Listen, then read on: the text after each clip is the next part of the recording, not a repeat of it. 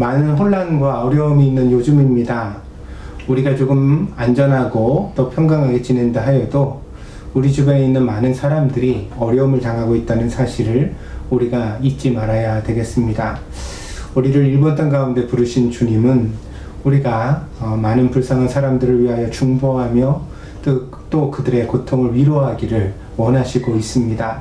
그리스도인에게 부여된 이 위로의 의무를 우리가 결코 등한히 하지 아니하고 정말 최선을 다하여 노력하고 또 애써가는 그런 성도들이 되어주시기를 바랍니다. 함께 찬양드립니다. 사망의 그늘에 앉아.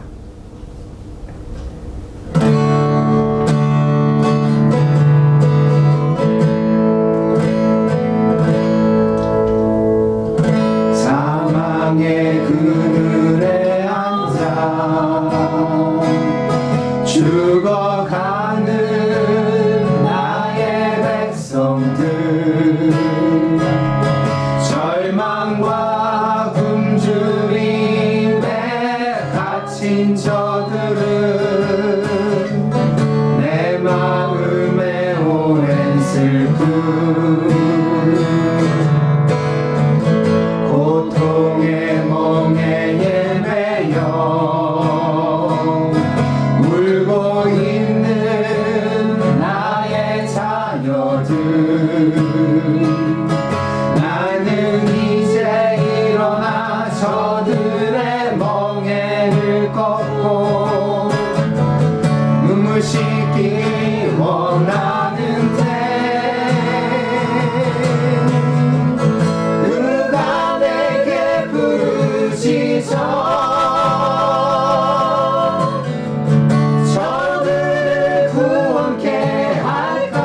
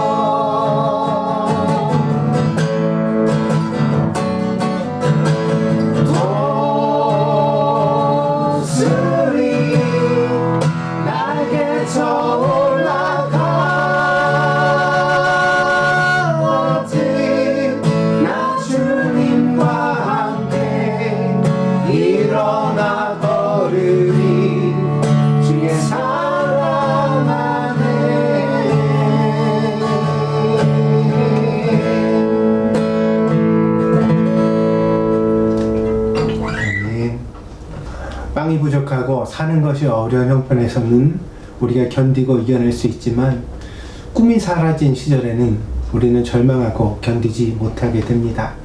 그것이 사람이 아닌가 합니다. 오늘 이 어려운 땅 가운데 하나님께서 소망 주시기를 원합니다. 우리의 마음 가운데 꿈과 비전을 품고 이 어려움을 잘 이겨나갈 수 있는 그런 소망의 사람들 우리가 될 수 있으면 좋겠습니다. 함께 찬양드립니다. 마지막 날입니다.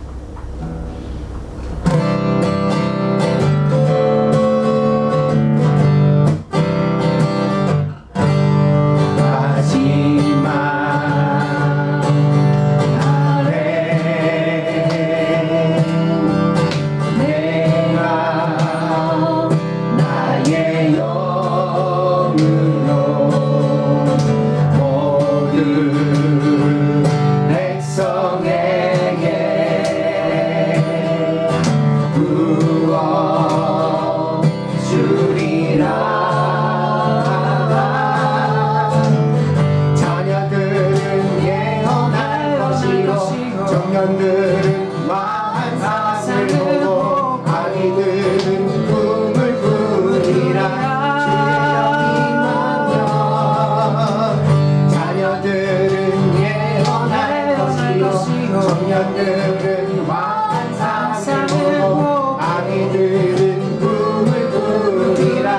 주의 영이 임하면 성령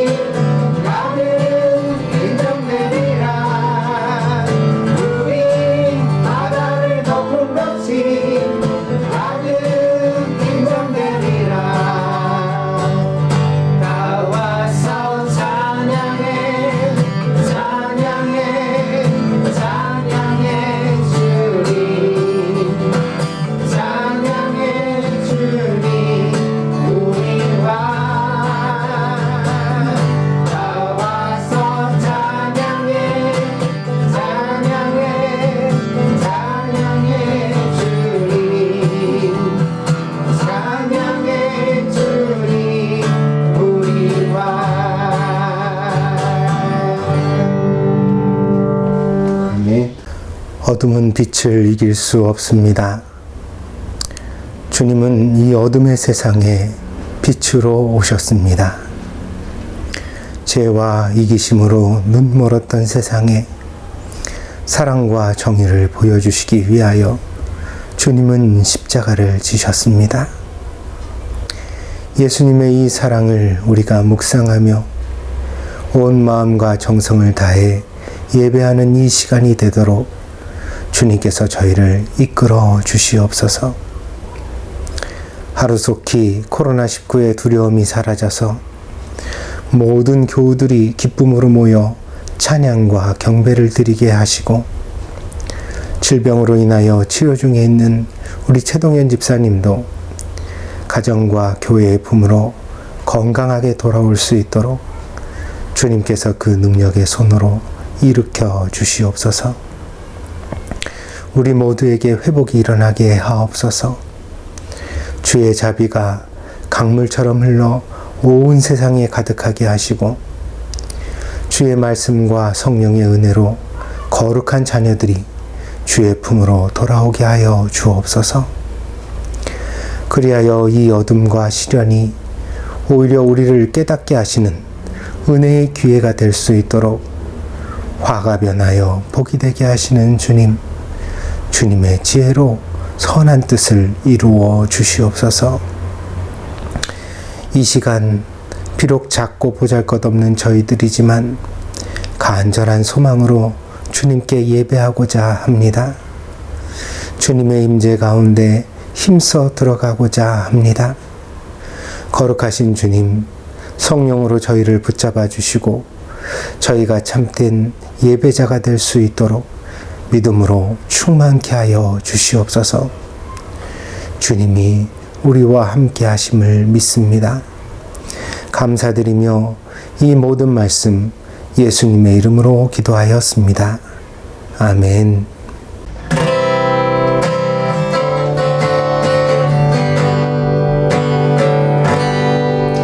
오열을 지나 하나님 품으로, 오열을 지나 아버지 품으로, 오열을 지나 하나님 품으로 한 걸음씩 나가네.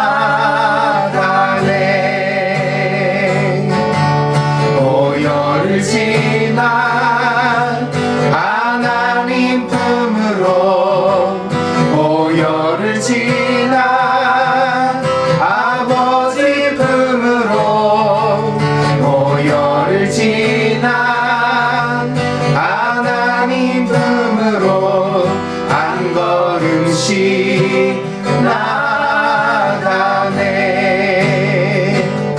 존귀한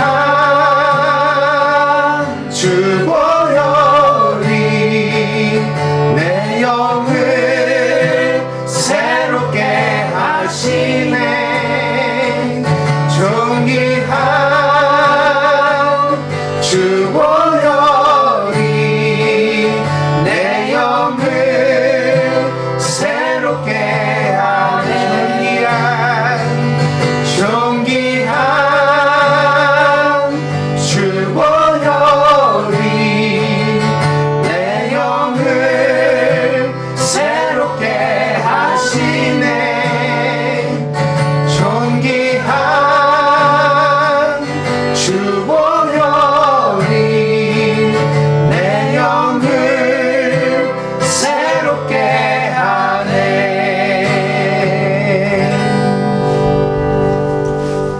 아멘. 오늘 교동문은 21번 시편 34편입니다. 내 여호와를 항상 송축하며 내 입술로 항상 주를 찬양하리이다. 내 영혼이 여호와를 자랑하리니 곤고한 자들이 이를 듣고 기뻐하리로다. 나와 함께 여호와를 광대하시다 하며 함께 그의 이름을 높이세. 내가 여호와께 간구하매 내게 응답하시고 내 모든 두려움에서 나를 건지셨도다. 이 공고한 자가 부르짖음에 여호와께서 들으시고 그의 모든 환난에서 구원하셨도다. 여호와의 천사가 주를 경외하는 자를 둘러 진치고 그들을 건지시는도다. 너희는 여호와의 선하심을 맛보아 알지어다. 그에게 피하는 자는 복이 있도다. 너희 성도들아 여호와를 경외하라. 그를 경외하는 자에게는 부족함이 없도다. 젊은 사자는 궁핍하여 줄일지라도 여호와를 찾는 자는 모든 좋은 것에 부족함이 없으리로다. 아멘. 다 같이 사도신경으로 신앙 고백 드리겠습니다. 我は天地の作り主、全能の父なる神を信ず。我はその一人子、我らの主イエス・キリストを信ず。主は聖霊によりて身ごもられ、乙女マリアより生まれ、ポンテオ・ピラトのもとに苦しみを受け、十字架につけられ、死にて葬られ、黄泉に下り、三日目に死人のうちより復活し、天に昇りて、全能の父なる神の右に座したまう。賢より来たりて、生ける者と死にたる者とを裁きたまわん。我は聖霊を信ず、聖なる共同の教会、聖徒の交わり、罪の許し、体の復活、永遠の生命を信ず。アーメン。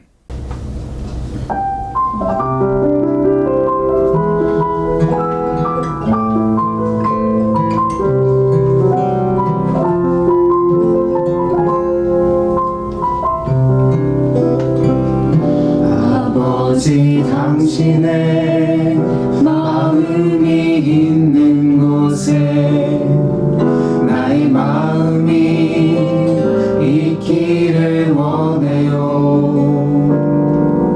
아버지 당신의 눈물이 고인 곳에 나의 눈물이 고이길 원해요. 아버지 당신이 바라보는 영혼에게 나의 두 눈이 향하길 원해요. 아버지 당신이 울고 있는 어두운 땅에 나의 두 발이 향하길 원해요. 나의 마음이 아버지의 마음 알아. 내 모든 뜻 아버지의 뜻이 될 수 있기를. 나의 온몸이 아버지의 마음 알아. 내 모든 삶 당신의 삶 되기를.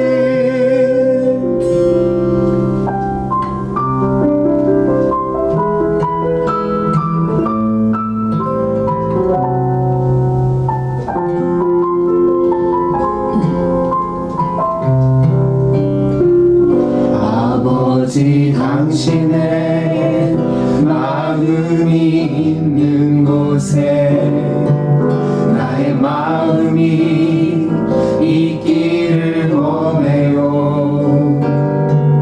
아버지 당신의 눈물이 고인 곳에 나의 눈물이 고이길 원해요.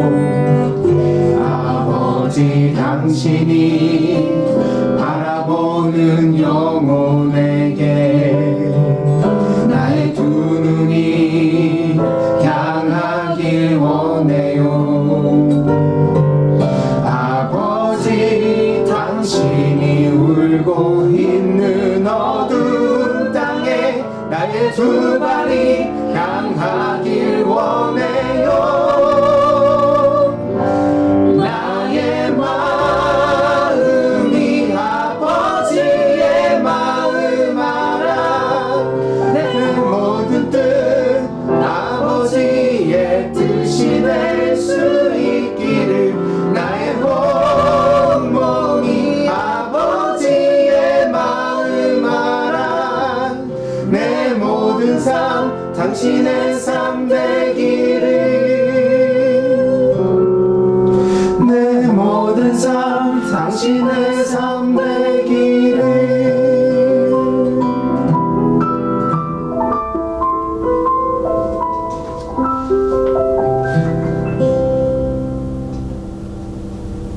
하나님 아버지, 한 주간도 크신 은혜와 사랑에 감사드립니다. 주일날 드리는 예배를 통해서 진리의 말씀을 듣고 성령 충만함으로 피곤한 육신과 마음을 새롭게 해주세요.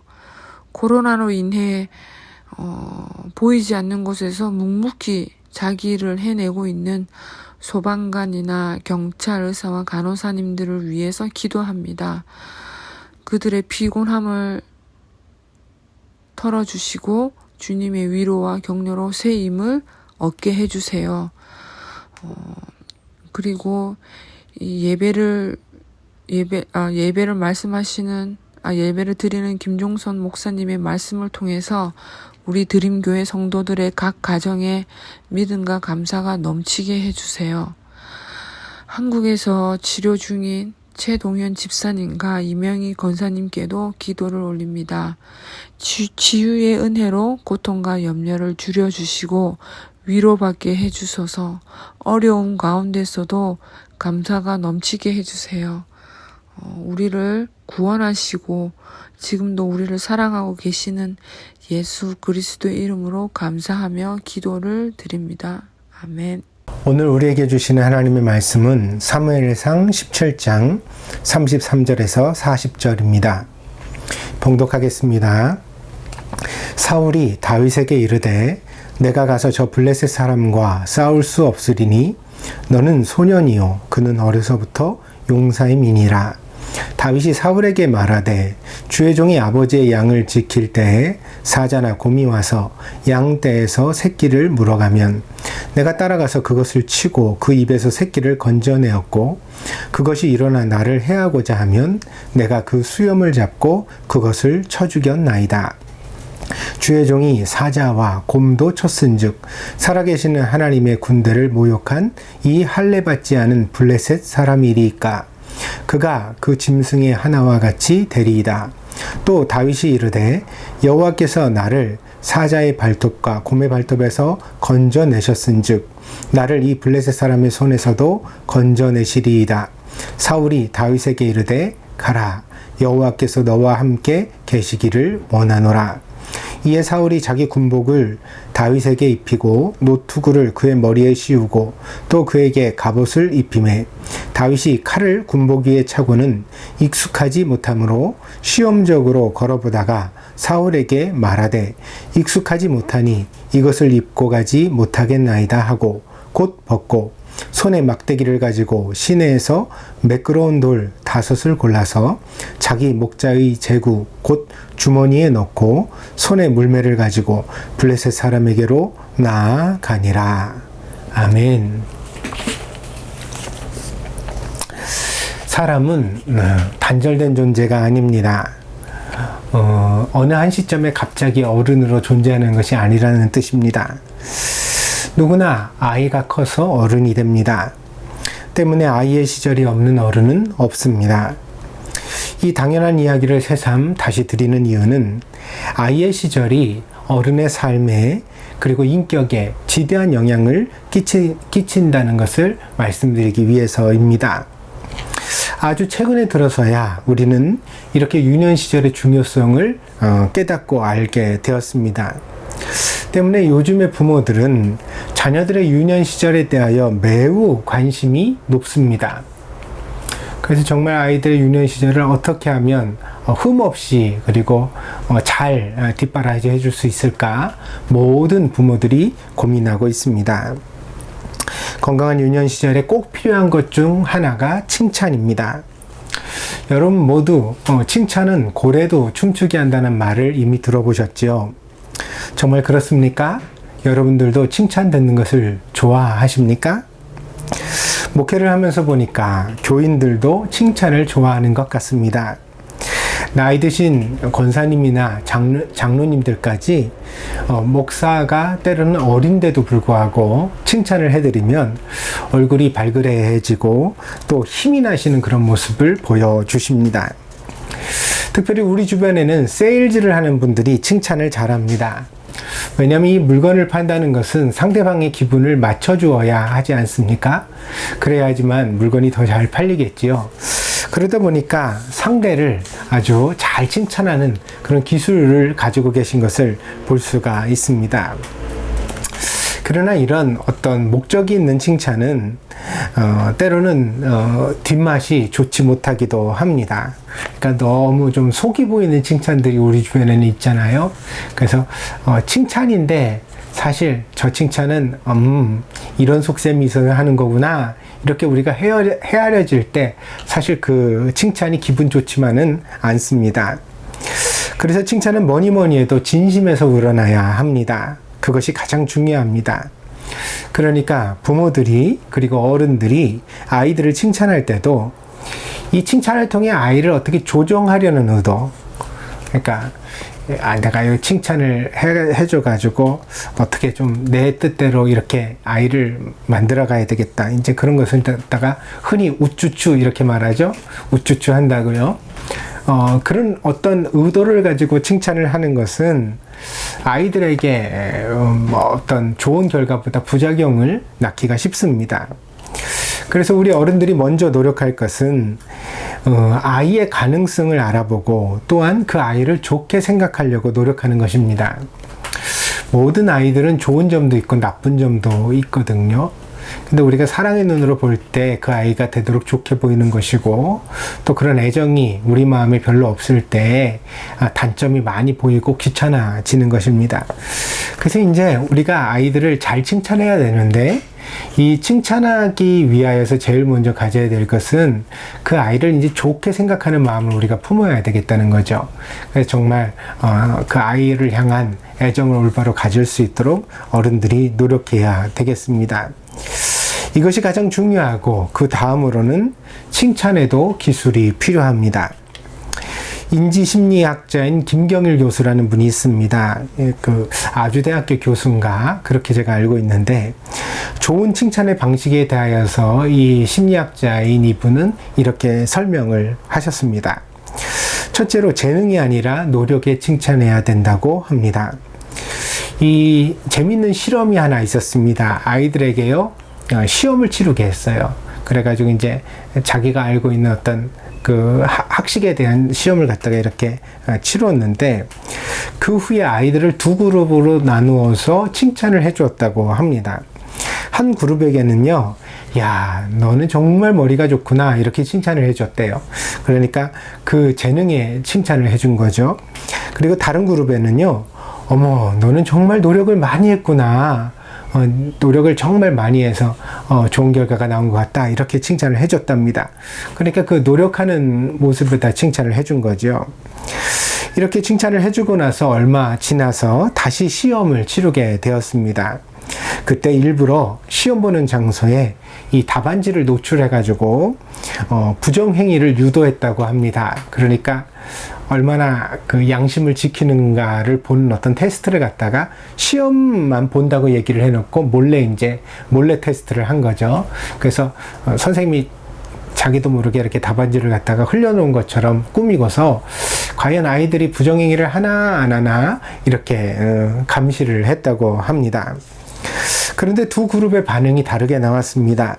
머리가 좋다고 칭찬한 그룹에서는 부정행위가 많이 발견되었는데, 참 노력을 많이 했구나 라고 칭찬해 주었던 그룹에서는 부정행위가 아주 적게 발견되었다고 합니다. 김경일 교수는 이것에 대하여 이렇게 부연 설명을 했습니다.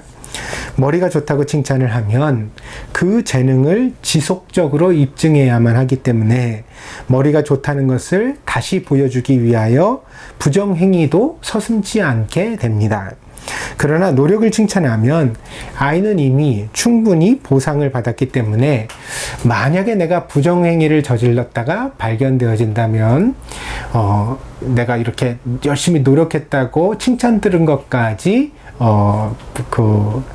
위험하게 될까봐, 그래서 그런 모험을 감수하지 않는다는 겁니다. 그래서 이 노력을 존중해주면 뭐라 그럴까요? 잘못된 길을 갈 그런 가능성이 훨씬 더 줄어들게 된다는 그런 실험 결과를 말했습니다. 그래서 우리가 무엇을 잘한다, 어떤 것이 뛰어나다라고 얘기해 주는 것보다 그 아이가 열심히 하는 것, 좋아하는 것, 그리고 시간을 많이 투자한 것, 자기를 갖다가 헌신한 것에 대하여서 인정하고 칭찬해 주는 것이 좋은 칭찬법이라고 하겠습니다. 두 번째는 행동이 아니라 인격에 대하여 칭찬하라는 것입니다. 무엇을 잘했네 라는 칭찬보다 누가 무엇을 잘했네 라고 칭찬하는 것이 좋다는 것입니다. 여기에도 재미난 심리학적 그 원리가 들어있는데요. 사람은 어떤 사람의 거부감이 있을 때 무의식적으로 그 사람에 대한 인칭 대명사를 생략하게 된다고 합니다. 그래서 그 사람을 일부러 부르지 않는데요. 그러니까 호칭하지 않는다는 거죠.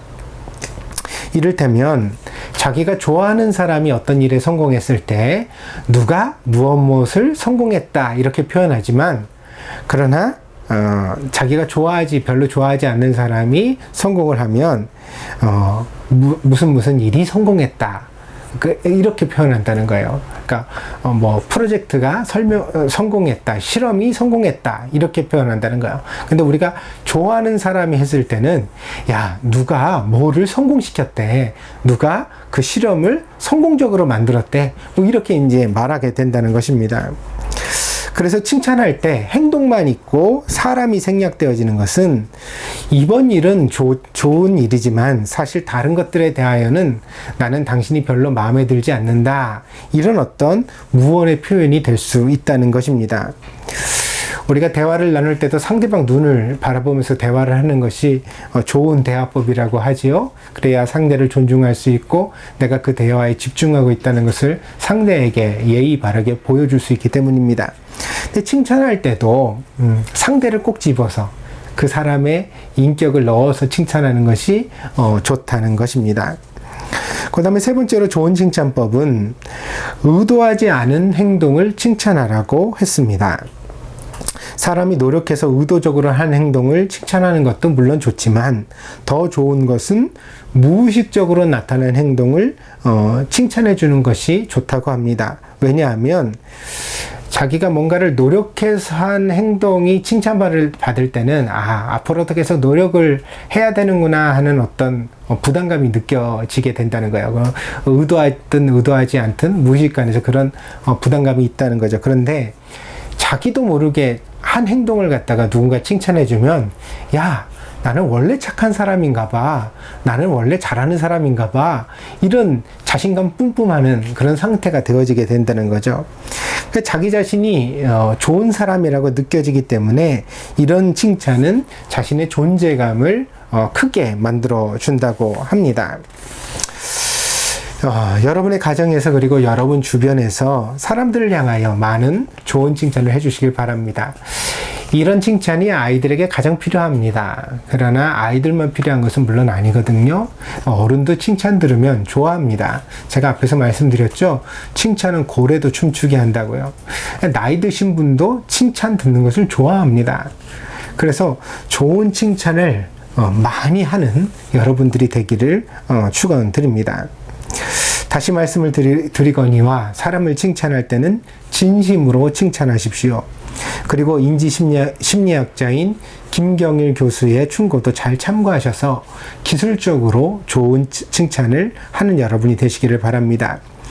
이런 칭찬의 목적은 상대방을 내 마음대로 조정하는 것이 아니라 상대방이 스스로 자존감을 높이고 기쁘고 행복하게 살아갈 수 있도록 지원하는 것임을 잊지 마시기 바랍니다. 이렇게 우리가 서로 칭찬하는 것은 하나님께서 우리에게 권장하시는 바이기도 합니다. 그래서 성경에도 칭찬에 대하여 나와 있습니다. 잠언서 27장 21절에 보니까요. 도가니로 은을, 풀무로 금을, 칭찬으로 사람을 단련하느니라 그랬습니다. 그러니까 사람의 마음도 잘 연단받게 하려면 어떻게 해야 돼요? 칭찬이라는 방법을 잘 사용해야 한다는 것입니다. 그리고 빌립보서 4장 8절을 보니까요. 끝으로 형제들아 무엇에든지 참되며 무엇에든지 경건하며 무엇에든지 옳으며 무엇에든지 정결하며 무엇에든지 사랑받을 만하며 무엇에든지 칭찬받을 만하며 무슨 덕이 있든지 무슨 기림이 있든지 이것들을 생각하라. 그래서 복음으로 살아가는 신자들은 칭찬받을 만한 사람이 돼야 된다. 이렇게 언급하고 있습니다. 그러니까 우리가 칭찬을 해줘야 되고 또 칭찬을 듣는 사람이 돼야 한다는 것입니다. 어려서부터 좋은 칭찬을 많이 들으면 사람은 내적으로 강건하고 충만하게 되어집니다. 사실 부모가 자녀에게 물려줄 가장 좋은 유산은 황금이 아니라 진심에서 나오는 칭찬인 것입니다. 그래서 오늘 이 설교가 끝나면 여러분들 가족에게 꼭 한 가지씩 좋은 점을 들어서 남편은 아내에게, 아내는 남편에게, 또 부모는 자녀에게, 자녀들은 부모님에게 꼭 칭찬을 한 가지씩 하시기 바랍니다. 아시겠습니까? 아멘 하세요. 오늘의 본문에는 20살 무렵에 다윗이 나오고 있습니다. 이 다윗은 전쟁에 징집되어서 전쟁터에 참여했던 자기 형들을 이제 문안하기 위하여서 아버지의 심부름으로 이 전쟁터를 방문하게 되었습니다. 그래서 형들이 무사한지도 알아보고 먹을 것도 입을 것도 좀 이렇게 주고 그러려고 다윗이 이제 짐을 싸서 형들을 찾아보러 왔지요. 그래서 그 위문품을 가지고서 이제 자기 형들이 어디 있나 찾고 있을 때 갑자기 다윗의 눈앞에 거인 골리앗이 나타났습니다. 이 골리앗은 들판 한가운데 서가지고 이스라엘 군대를 향하여 크게 호통을 치는데 이 골리앗이 외치는 말은 이스라엘 군대를 조롱하고 또 하나님을 모욕하는 말이었습니다. 성경의 기록으로 보면 골리앗은 그 키가 3m가 넘었다고 합니다. 그런 거인이 있을까? 오늘날에도 뭐 거인들을 하면 한 2m 조금 넘는 사람들은 보이죠. 그러나 3m가 되는 사람은 없잖아요. 그래서 정말 이 골리앗의 키를 갖다가 오늘날의 것으로 그 단위로 바꾸면 3m가 훌쩍 넘거든요. 근데 이렇게 큰 거인이 과연 있었을까? 이런 의심도 드는데 실제로 이 고대 근동, 고대에 있는 기록에 보면 거인에 대한 기록이 굉장히 많습니다. 그래서 우리가 오늘날에는 만나보지 못하는 그런 거인족이 있었던 것이 아닌가, 거인의 어떤 그 혈통이 있었던 것이 아닌가, 그렇게 실제로 추측되어지고 있습니다. 이 골리앗은 키만 큰 것이 아니라 힘도 장사여서 그야말로 일당백의 용사였습니다. 대부분의 사람들은 이런 경우에 그 위용에 압도되어지게 됩니다. 오금이 절이라고 하죠. 그래가지고 막 이렇게 큰 거인이 호통을 치면서 막 무섭게 막 표정을 부라리면 그 앞에서 그냥 어이구 무서워라 이렇게 자기도 모르게 주눅드는 그런 모습이 되게 됩니다. 여러분들 그 우에노 동물원 가보셨습니까? 이제 거기 가면 맹수들 중에서 사자나 호랑이가 있는 우리를 볼 수가 있는데 대부분은 먹고 배불러서 잠을 잡니다.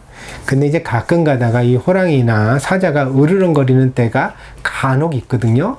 그래가지고 그 소리를 들으면요, 멀리서 그 으르렁거리는 소리만으로도 우리가 압도돼요.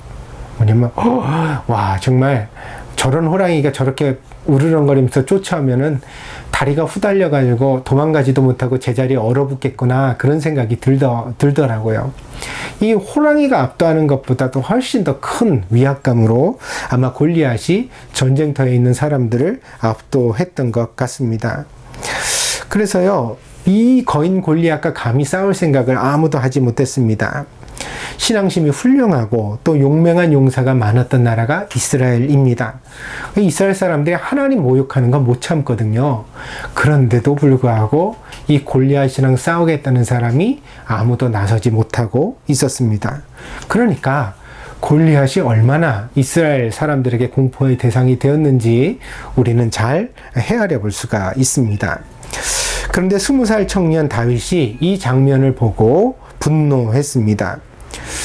분노는 보통 모든 사람들이 다 할 수도 있습니다. 그러나 보통 사람들이 분노하면 그냥 화를 내다가 그걸로 끝나죠. 그런데 다윗은 그냥 화가 난다고 말만 하는 것으로 끝나지 않고요, 스스로 나서서 이 골리앗과 자신이 결투를 하겠다고 자언하기에 이릅니다. 과연 이 다윗은 하룻강아지처럼 무모해서 겁이 없었던 것일까요? 그것만은 아닌 듯 합니다. 이 다윗이 이렇게 용기를 낸 데에는 어떤 남다른 이유가 있었습니다. 오늘 본문에서 다윗은 사울왕 앞에 가서 이렇게 자신의 이야기를 말하고 있습니다. 본문 17장 34절에서 36절입니다. 다윗이 사울에게 말하되 주의 종이 아버지의 양을 지킬 때에 사자나 곰이 와서 양떼에서 새끼를 물어가면 내가 따라가서 그것을 치고 그 입에서 새끼를 건져내었고 그것이 일어나 나를 해하고자 하면 내가 그 수염을 잡고 그것을 쳐 죽였나이다. 주의 종이 사자와 곰도 쳤은즉 살아계시는 하나님의 군대를 모욕한 이 할례받지 않은 블레셋 사람이리까 그가 그 짐승이 하나와 같이 되리이다.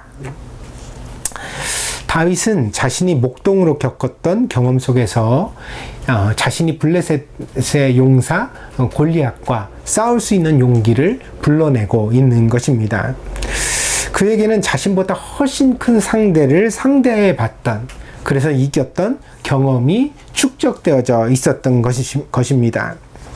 양새끼 한 마리가 사자나 곰에게 물려가면 그것을 포기하지 않고 이 목동 다윗은 쫓아갔었고 가서 새끼만 되찾아오는 것이 아닙니다. 심지어는 이 새끼를 되찾아오려고 할 때 이 사자나 곰이 공격을 가해오면 이 맹수와 자신이 맞대결을 펼쳐서 그것을 물리쳤다고, 그것을 죽였다고 그렇게 말하고 있는 것입니다. 다윗이 이 말을 할 때가 20살 즈음입니다. 그렇다면 이 경험은 아마도 10대 후반에 있었던 일들일 것입니다. 그러니까 그가 17, 더 어려서는 아마 사자나 곰과 싸우지는 못했을 거고요. 그러니까 17, 18, 19 이맘때쯤에 이런 일이 있었다는 것이겠죠. 중요한 사실은 이런 경험으로부터 다윗은 자신감이 충만하고 심지어 골리앗도 쓰러뜨릴 수 있다는 신앙과 용기로 무장하게 되었다는 것입니다. 여기서 우리는 다윗의 남다른 경험의 이면을 함께 추측해 볼 수가 있습니다. 여러분, 다윗의 아버지 이새는요, 다윗의 아버지가 이새 아닙니까? 이새는 다윗이 양새끼를 구원하기 위하여 사자나 곰을 쫓아가서 심지어 그 사자나 곰을 공격해가지고 그 새끼 양을 찾아올 뿐더러 만약에 사자나 곰이 자기를 향하여 이렇게 공격하려고 들면 그것을 도망가지 않고 오히려 회피하지 않고 맞서 싸워서 이겼다, 꺾었다 라고 이야기를 했을 때, 이게 이제 다윗의 경험이니까 다윗이 자기 아버지에게도 분명히 얘기를 했겠죠. 그랬을 때 과연 이 아버지 이새는 뭐라고 했을까요? 다윗에게. 다윗이 여러분의 자식이라면 여러분의 자녀가 18, 19살에 사자나 곰이랑 맞짱을 떠서 양새끼를 구했다면 여러분은 뭐라고 하시겠습니까? 적어도 다윗은 꾸지람을 듣고 욕만 먹은 것은 아닌 것 같습니다. 다윗이 골리앗에 맞서 싸울 수 있는 용기와 자신감을 이 경험으로부터 지금 끌어오고 있기 때문입니다. 그러니까 다윗이 이렇게 곰과 사자를 꺾은 것에 분명히 어떤 기분 좋은 경험이 내재되어 있는 거죠. 그래서 그 경험으로 인하여 다윗이 자신감이 충만해졌고, 그리고 자기 자신에 대하여 어떤 긍지를 가지게 됐고, 그것이 이제 이 골리앗과도 맞서 싸울 수 있는 용기의 근거가 되고 있다는 사실입니다. 제가 늘 말씀을 드리는 바이지만 자식을 교육하는 것에 정답은 없습니다. 그러니까 모든 부모가 각자 자기 나름대로 최선을 다하고 있는 것이거든요. 그러니까 남의 육아법이나 교육법에 대해서 함부로 비판하고 참견을 하는 것은 대단히 무례한 행동이라고 저는 생각을 합니다. 왜냐하면 그 부모가 정말 고민을 하고 최선을 다해서 그 아이를 키우고 있기 때문이죠. 그래서 우리가 뭔가 좀 나름대로 이렇게 권면을 할 수는 있지만, 자기 나름대로 의견을 말할 수는 있지만, 남에 대하여서 이렇게 자식을 이렇게 키워라 저렇게 키워라 말하는 것은 대단히 무례한 태도일 수 있다고 생각하고 있습니다.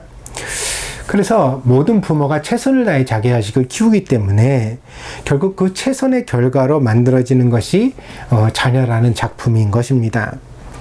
때문에 그 자녀가 훌륭하든 혹은 훌륭하지 못하든 그 결과에 대하여 그의 부모는 또한 겸손하게 받아들여야만 합니다. 간혹 드라마에서 문제아들의 그 부모가 한탄하면서 자기 자식에게 그런 말을 하죠. 내가 너를 어떻게 키운 줄 아냐, 이 녀석아. 응? 내가 어떻게 너를 키웠는데 내가 이럴 수가 있냐? 이렇게 이제 한탄을 하잖아요. 어떻게 키우기는 어떻게 키웠습니까? 이렇게 키웠지. 응? 지금 자기가 키운 결과가 자기 눈앞에 있는 것 아니에요? 아니, 그걸 보면서도 자신의 어떤 교육의 방법, 육아의 방법이 어떤 문제점이 있었다는 것, 어떤 실수가 있었다는 것을 인정하지 못하고 자기는 잘 키웠는데 아이가 삐뚤어졌다고 말하는 것은 이거는 얼마나 부모로서 비겁한 모습입니까? 그러니까 아이가 혹여 실수하고 잘못했을 때는 부모는 그렇게 말해야죠. 내가 나름 한다고 최선을 다하기는 했는데 결국 네가 이렇게 됐구나. 참 미안하다. 이렇게 말할 수 있어야 그래도 좀 부모가 좀 뭔가 그 인격이 있는 부모의 모습이 아니겠습니까? 제가 여기서 말씀을 드리고 싶은 것은 모든 자식은 부모의 언어와 태도 속에서 배우고 자란다는 것입니다. 저절로 어른이 되는 아이가 없고 저절로 만들어지는 인격도 없습니다. 본문에서 한 가지 분명한 사실은 다윗은 자존감이 높고 신앙심도 충만하고 그 정말 20살 청년다운 멋진 모습으로 지금 이 전쟁터 앞에 서 있다는 것입니다. 아마도 여기까지가 그 부모의 몫이었을 겁니다.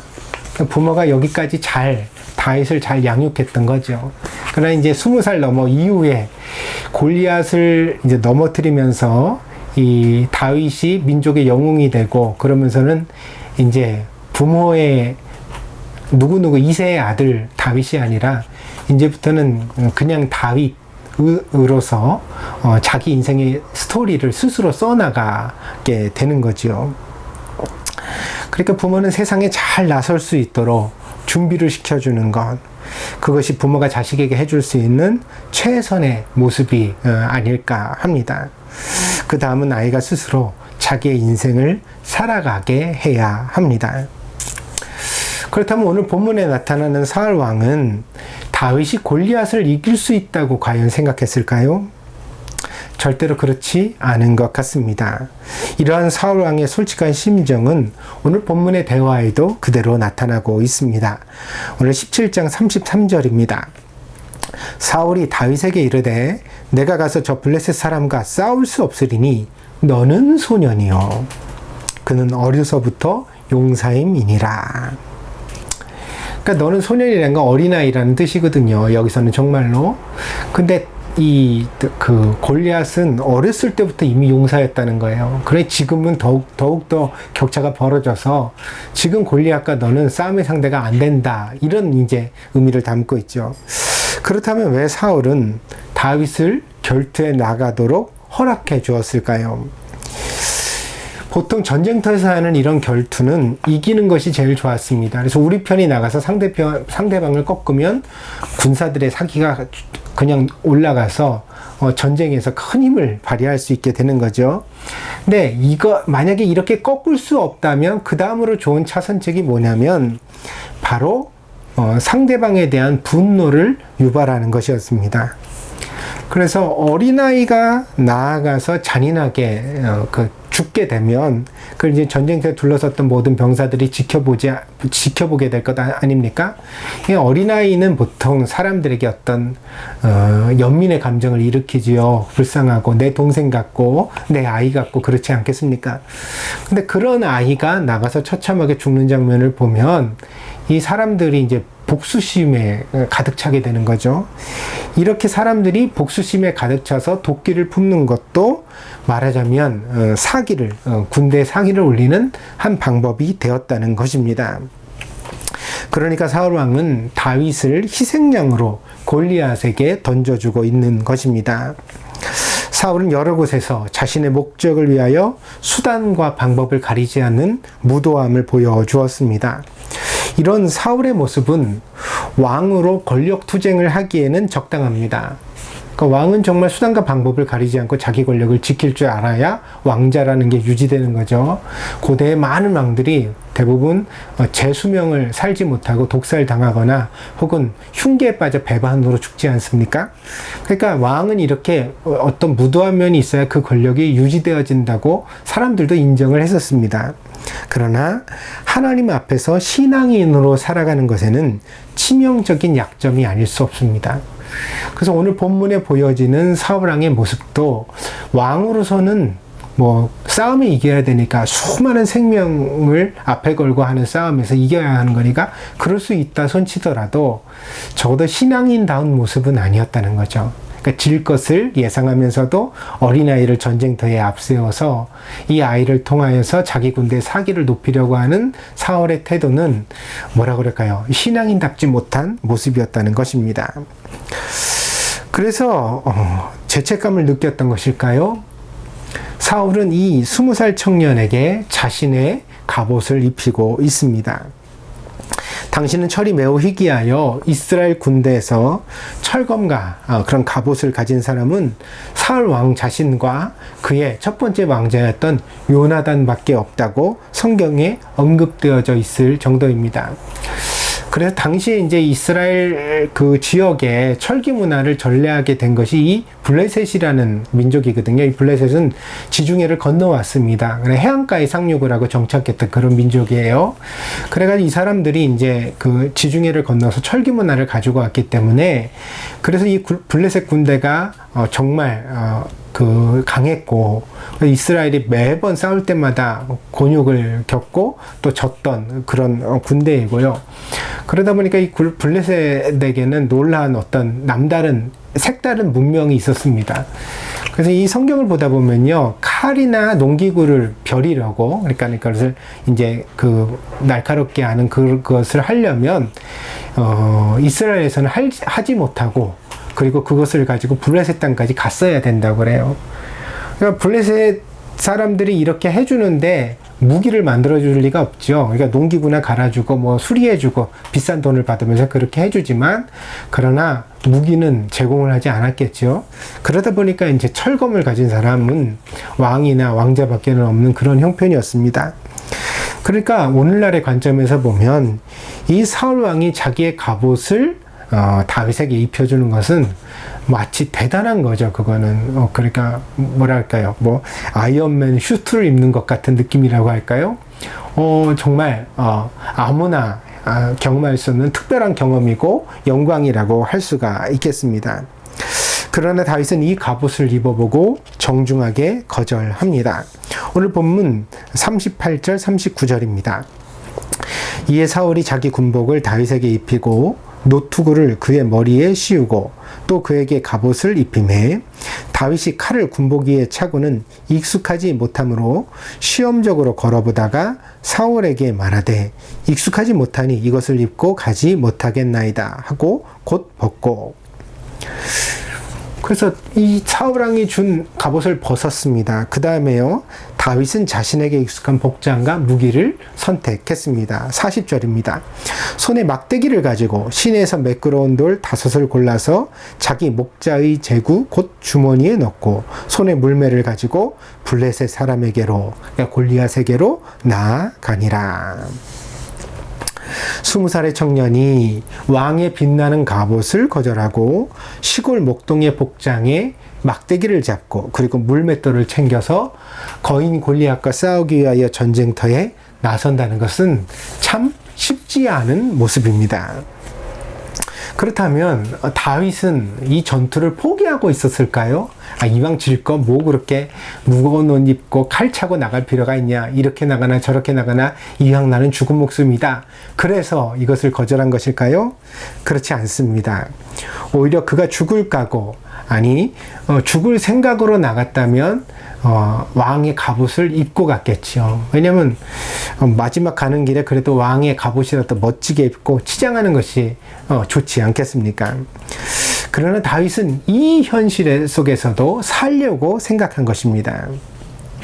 때문에 그가 민첩하게 움직이고 자신이 제일 잘 사용하는 그런 어떤 전투의 기술을 사용하여서 승부하는 것이 조금이라도 더 가능성이 있겠다고 판단한 것입니다. 한마디로 다윗은 나름대로 이제 작전을 가지고 나간 거죠. 그 작전이란 상대방이 큰 거인이니까 자기는 어린 소년이니까 민첩함을 가지고 싸우겠다. 나는 힘으로는 겨루로서 맞상대해서는 안 된다. 나는 어떻게 해서든지 스피드하게 해야 되고, 그 다음에 내가 제일 잘하는 게 뭐냐? 그래서 생각해 봤더니 자기는 물맷돌 던지는 게 제일 자신이 있었다는 거죠. 그래서 그걸 선택해서 이 골리앗과 싸우기로 작정을 했다는 것입니다. 이 다윗의 판단력과 사고력이 그리고 상상력이 참으로 놀랍고 감탄하지 않을 수 없습니다. 그러니까 이 20살 그 청년 다윗에게 있어, 소년이든 청년이든 하여튼 20살 청년 다윗에게 있어 놀라운 것은 그 기술이 아니라 그 기술을 명확하게 사용하려고 하는 어떤 자기 자신에 대한 이해가 있었다는 것, 자기가 뭘 잘하는지 알고 어떻게 해야 하는지를 알고 있었다는 것이 이 다윗의 놀라운 점이라 하겠습니다. 실패하는 사람들은 늘상 실패의 원인을 분석합니다. 그래서 왜 실패하는지를 매우 잘 알고 있습니다. 그러나 정작 이 실패하는 사람들이 모르는 것은 도대체 어떻게 해야 내가 승리할 수 있느냐에 대한 깨달음입니다. 실패를 아무리 분석해도 승리의 방식을 찾아낼 수는 없습니다. 그래서 실패만 분석해서는 의미가 없다는 거예요. 이 실패에 대한 분석을 기반으로 해서 어떤 창의적인 사고가 발휘돼야 돼요. 그래서 승리한다는 것은, 여태 계속 실패를 해왔다는 것은 기존의 방식으로는 안 된다는 거잖아요. 그러니까 안 해본 방식을 찾아야 돼요. 내가 잘할 수 있는 것, 내 안에 어떤 가능성을 가지고서 여태까지는 안 해봤던 새로운 것에 모험을 걸어야 한다는 것입니다. 요즘 젊은 청년들은 이전보다 훨씬 발전한 세상을 살아가고 있습니다. 저희 세대는 소위 386 세대라고 불려지거든요. 근데 이 사람들은 거의 대학 다니던 시절에 운동권과도 좀 관련이 있고 또 민주화의 긴 터널을 통과하기도 했습니다. 그래서 지금의 대한민국이 누리는 자유, 평등, 민주의 가치가 그냥 얻어진 것이 아니라는 인식과 자부심이 우리 안에 있습니다. 저 어린 시절에 이제 대학 다니고 그럴 때 들었던 이야기가, 민주주의는 피를 먹고 자란다. 그런 말이었거든요. 이게 굉장히 무서운 말이죠. 누군가를 피를 흘려야 결국 민주주의가 쟁취된다. 이 독재와 싸웠던 시절에 있었던 어떤 그런 말들입니다. 그래서 이런 시절을 보냈던 이제 사람들이 50대가 되고 나니까 요즘 20대, 30대 젊은이들을 향하여 그런 말을 하는 것을 보게 됩니다. 너희들은 끌려가 고문도 안 당하고 운동권이라고 태학도 안 당하잖아.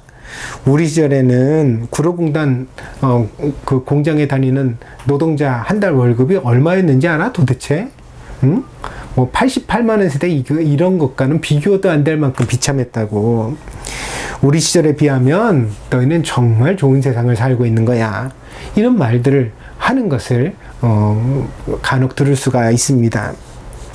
그러나 이런 말보다 꼰대스러운 말은 없습니다. 왜냐하면 가만히 제가 기억을 더듬어 보면요, 우리도 우리 부모 세대에게 그런 말을 들으면서 흥분했었거든요. 뭐냐면, 막 6.25 전쟁 이야기, 그리고 그 6.25 전쟁 직후에 막 피폐된 사회의 이야기를 하면서, 야, 너희들은 그때에 비하면 정말 좋은 세상 사는 거야. 그래서 너희들은 철이 없어. 뭐 이런 얘기 들을 때, 아니 지금 우리도 힘든데 이게 무슨 얘기를 하는 거야. 우린 지금 독재 암울함 속에서 살고 있는데 무슨 얘기를 하는 거야. 이렇게 화를 냈거든요. 그런데 그때도 우리 부모님 세대들은 우리들 향해 그랬습니다. 야, 그래도 빨갱이보다는 안 무서워, 야. 아무리 독재라고 얘기를 하고 그래도 야, 빨갱이보다는 안 무서워, 야. 그런 얘기를 들었었거든요. 요즘 20대 아이들의 자살률이 무척 높아지고 있다고 합니다.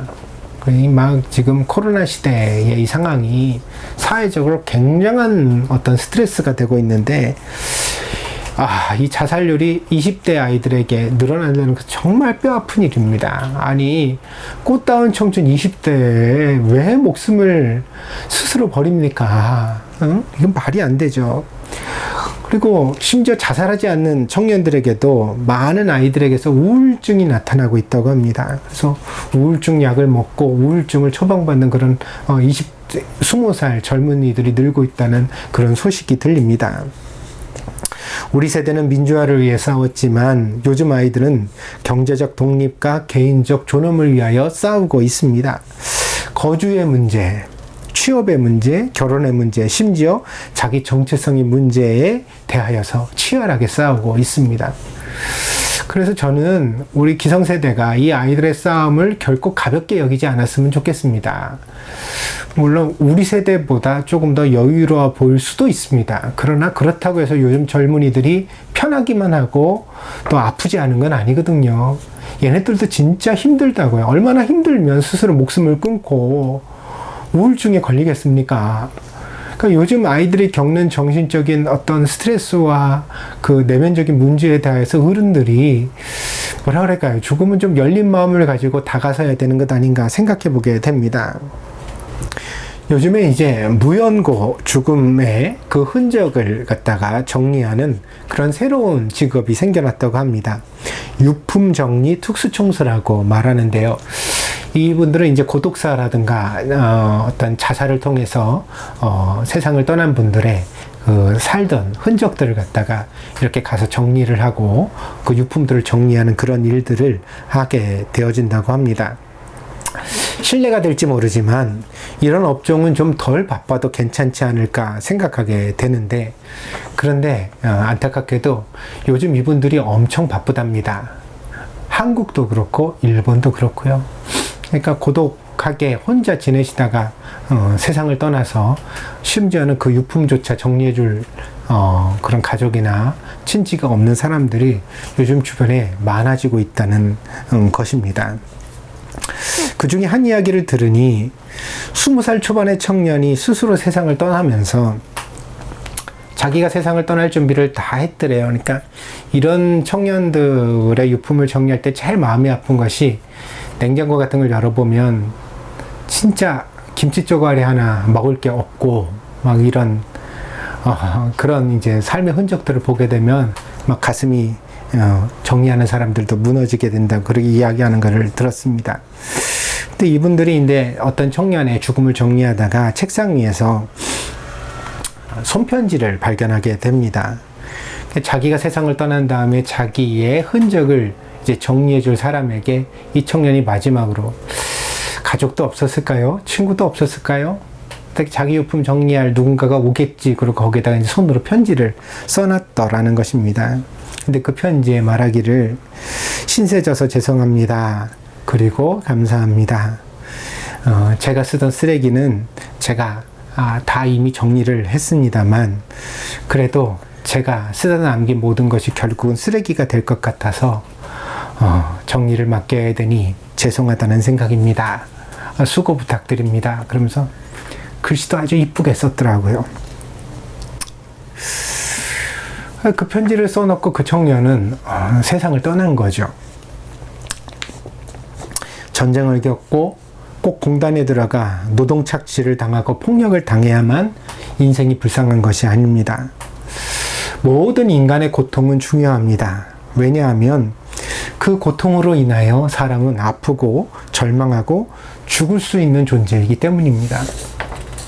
그래서 우리가 모든 종류의 고통에 대하여서 공감해 줄 수 있어야 되지 않을까 생각합니다. 이 이야기를 읽고 저는 오랜 고민을 해왔습니다.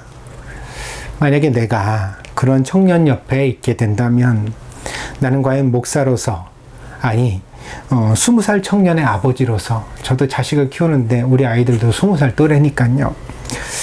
그 20살 청년의 아버지로서 그렇게 죽음을 생각하는 아픈 청년에게 무슨 말을 해줄 수 있을까? 야, 나는 너보다 더 힘들었다, 이런 꼰대 같은 말 하지 말고 그 연약한 아이의 죽음을 막을 수 있는 따뜻한 말을, 위로가 될 수 있는 말을 과연 나는 해줄 수 있을까? 오랜 시간을 고민하게 되었습니다. 그리고 오늘 이 설교를 통하여 제 목소리가 닿는 모든 청년들에게, 나의 딸과 아들들에게 이 말을 꼭 해주고 싶습니다. 아이야, 아들아, 딸아, 내가 살아주는 것만으로 나는 눈물겹고 고맙단다. 내가 빛나는 갑옷을 입고 멋진 검을 들지 않아도, 내가 백마의 기사가 아니라도 너는 이미 충분히 아름답고 소중하단다. 내가 발가벗고 태어나던 날, 세상은 나에게 가장 감동적인 하루였단다. 너의 걸음마가 나에게는 이미 기적이었고, 내가 달리기를 했을 때 우리 심장은 벌써 터질 것만 같았단다. 그러니 아이야, 포기하지 말아라. 너의 삶을 살아라. 깨지고 아파도 너는 젊단다. 내 안에는 이 모든 것을 능히 이겨낼 힘이 있고, 이 어둠만 지나면 곧 다시 인생의 찬란한 태양이 너를 위해 떠오를 거란다. 그래서 나는 너를 믿는다. 너의 가능성과 너의 굳은 의지를 믿는다. 그러니 제발 포기하지 말아라. 다윗은 골리앗 앞에 자기답게 섰습니다.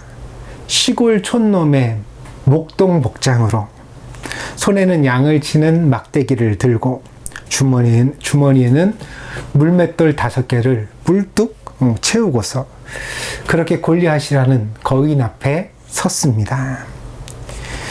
비록 이 적병 골리앗은 산처럼 크고 두려웠지만 다윗은 포기하지 않고 자기답게 싸웠습니다. 자기를 여기까지 인도하신 하나님을 믿고, 자기를 사랑하는 아버지와 어머니를 기억하고, 자기가 사랑하는 조국과 민족을 위하여, 그리고 무엇보다 자기 자신의 인생을 위하여 그는 이 싸움터에서 용감하게 최선을 다했습니다. 20살이었기에 무모해 보였지만 또한 20살이었기에 가능한 도전이었습니다. 다윗은 참으로 하룻강아지 같았습니다. 그러나 그는 죽으러 간 것이 아니라 살고자 갔기 때문에, 자기답게 그 싸움에 임했기 때문에 역사 속에서 전설이 될 수 있었고, 마침내 이스라엘의 왕이 될 수 있었던 것입니다. 여러분도 다윗 같기를 바랍니다. 남의 갑옷 입지 말고 자기답게 사십시오. 허름하고 초라해도 자기 삶에 애착과 자긍심을 가지십시오. 내가 나답게 살아가는 것이 가장 아름다운 것이라고. 결국에는 인생의 전투에서 승리하는 비결은 내가 나답게 살아가는 것 뿐이라고 여러분들 말하는 여러분이 되시기를 바랍니다. 하나님은 여러분을 결코 쓸모없게 만드시지 않았습니다. 그렇게 스스로 생각하는 것은 창조주 하나님에 대한 모독이며 여러분 자신의 생명과 인생에 대한 저주입니다. 그러므로 자기 자신을 절대로 초라하다고, 무능력하다고 함부로 말하지 마십시오. 남과 비교하지 마십시오. 여러분은 이 우주에서 유일한 존재입니다. 그러므로 자기답게 사십시오. 자기답게 싸우십시오. 자기다운 인생을 당당하게 걸어가십시오. 그것은 아무도 대신해 줄 수 없습니다. 여러분만이 여러분의 인생을 그렇게 결정할 수 있습니다. 여러분 스스로 그렇게 할 때, 여러분이 스스로 결정할 때 바로 그런 인생을 걸어갈 수 있게 될 줄 믿습니다. 그 걸음 위에 하나님께서 동행하시고 또한 은혜 주시기를 간절히 축원드립니다. 기도하겠습니다.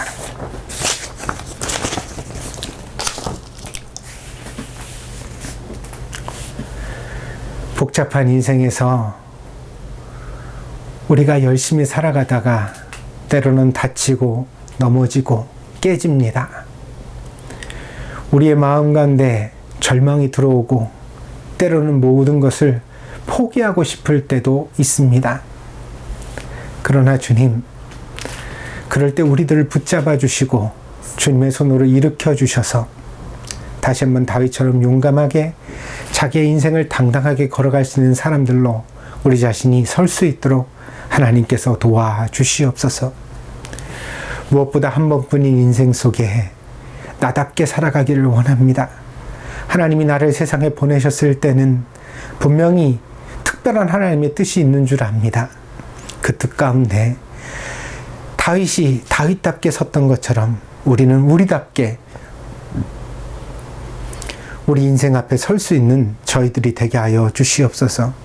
그리하여 합당한 열매를 맺게 하시고 후회하지 않게 하시고 우리 인생에서 가장 아름다운 열매를 맺을 수 있는 주의 자녀들이 되어지게 하여 주시옵소서. 하나님이 함께 하실 줄 믿습니다. 하나님, 거친 세상에 혼자 두지 마시고 주님께서 저들과 꼭 동행하시며 저들의 연약한 손을 주님의 강한 의로운 오른손으로 붙들어 주시옵소서. 감사를 드리며 예수 그리스도의 이름으로 기도하였습니다. 아멘.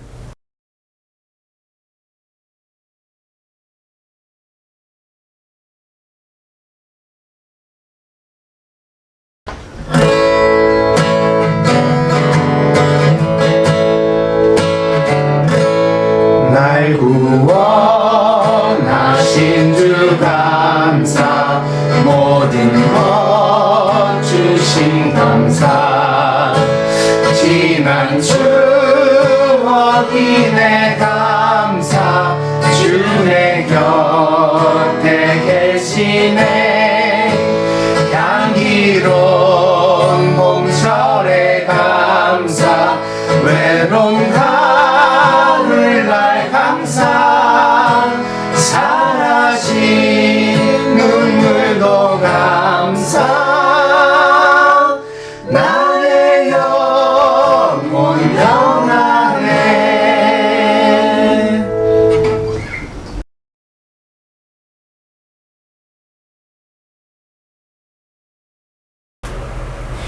말씀, 사람, 그리고 하나님의 나라를 위하여 하나님의 말씀을 항상 마음의 중심에 두고 사람들을 사랑하며 하나님의 나라를 향하여 믿음으로 전진하는 동경드림교회 식구들이 되어주시기를 바랍니다. 코로나19 방역에 함께 동참합시다. 이 동경올림픽이 결국은 열리게 되는 것 같습니다. 세계인의 축제가 되어야 할 올림픽이지만 여러 가지 상황으로 인하여서 근심과 염려가 많은 때입니다. 혹여라도 이 올림픽으로 인하여서 불상사가 생겨나지 않도록, 일본의 어려운 일이 닥치지 않도록 우리가 모두 다 마음을 같이하여 중보기도 해야 되겠습니다. 경기의 승패야 이제 그리 중요하지 않고요. 이번 올림픽의 성공은 금메달을 따는 것보다 정말 코로나19 환자가 한 명이라도 적게 나오는 것이 아닐까 합니다. 이 일을 위하여서 함께 기도해 주시고, 또 우리 동경드림교회 모든 식구들이 마음을 같이하여 함께 또 노력해 주시기를 당부를 드립니다. 뿐만 아니라 이제 곧 백신 접종이 있게 될 터인데 우리가 다 순조롭게 이 백신 접종에 참여하고 코로나를 잘 극복할 수 있도록 여러분 모두 함께 기도해 주시기를 바랍니다. 그동안에는 무엇보다도 개인적인 방역이 최우선시 되어야 되겠습니다. 사람과 사람 사이의 거리 두기, 또 자주 손 씻기, 그리고 마스크 꼭 착용하기, 그런 것들을 항상 빠짐없이 잘 지킬 수 있도록 저도 올해 이제 시간이 계속되다 보니까 조금 느슨해지는 면들이 있는 것 같습니다. 그런 면들을 잘 살펴서 방역에 물샐 틈이 없도록 우리가 함께 노력해 주시기를 바랍니다. 투병 중인 교우들을 위하여 함께 기도해 주십시오.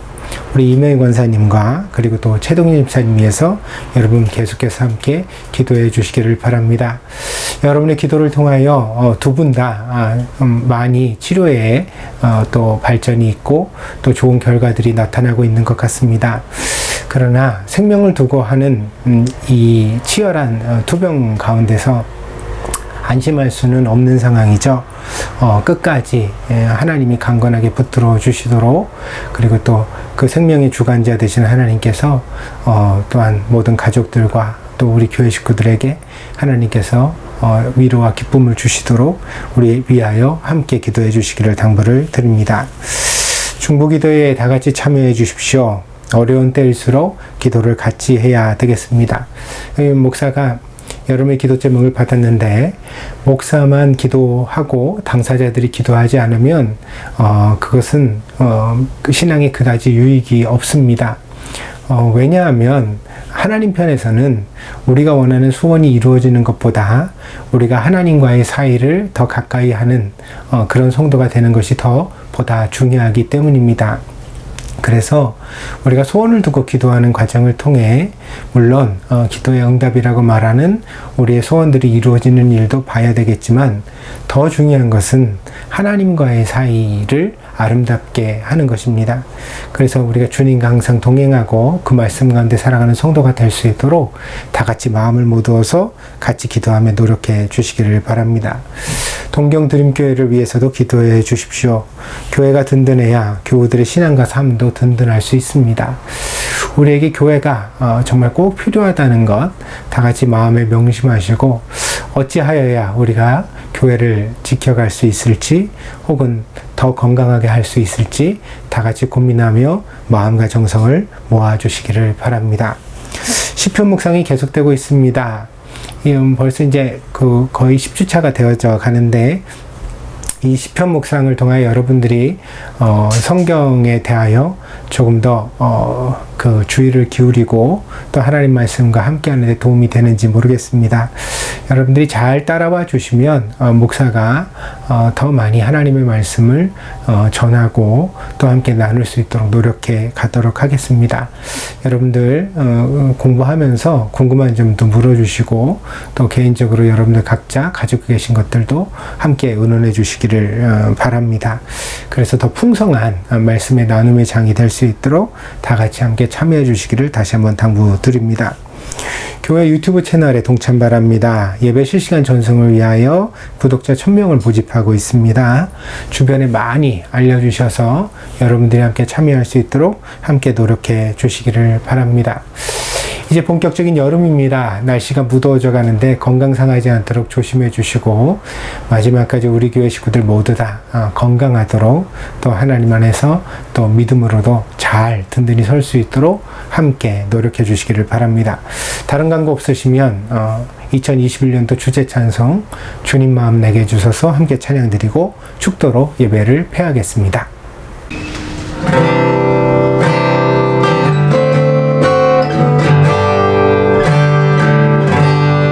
오소서 주님, 나의 마음은 선한 것 하나 없습니다.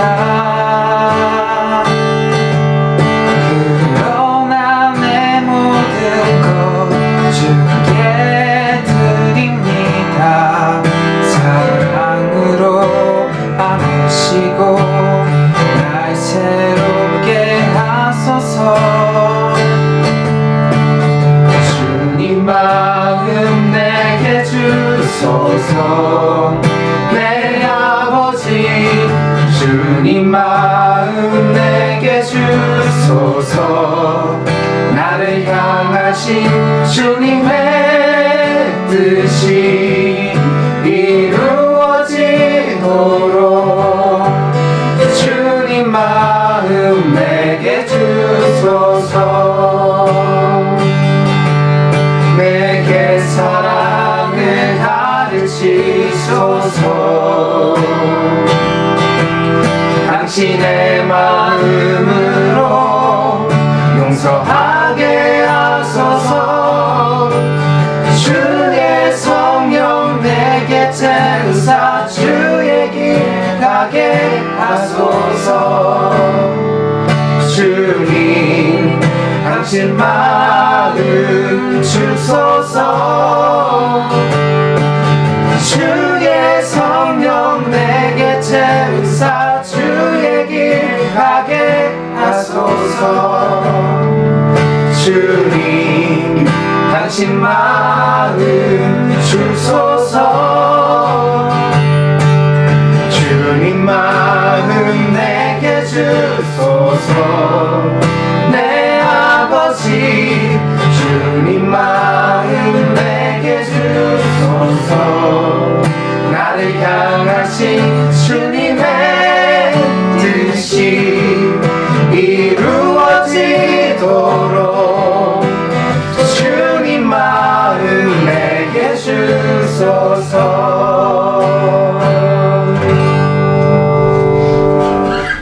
아멘. 지금도 살아서 역사하시며 우리의 생사화복에 모든 것을 주장하시는 아버지 하나님, 하나님의 은혜와 사랑을 감사드립니다.